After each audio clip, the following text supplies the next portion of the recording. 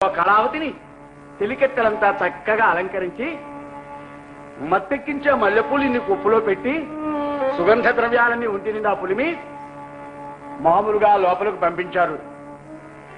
ఆమె పరవశించిపోతుంది.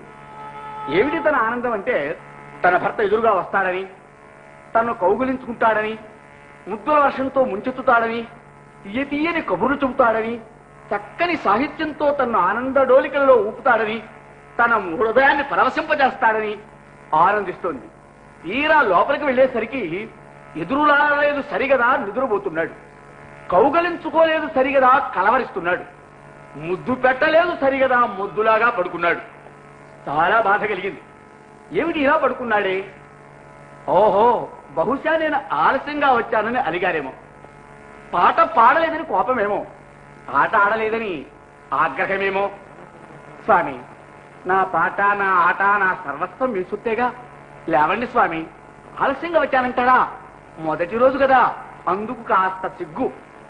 పాడమంటారా? పాడతానండి. మీరు ఆనందించేదానికంటే నా సంగీతానికి, నా నృత్యానికి, నా సాహిత్యానికి ఇంకా కావలసిందేమిటి స్వామి? మీకోసం పాడతాను అని చక్కని మధురంగా ఒక జావళి పాడింది.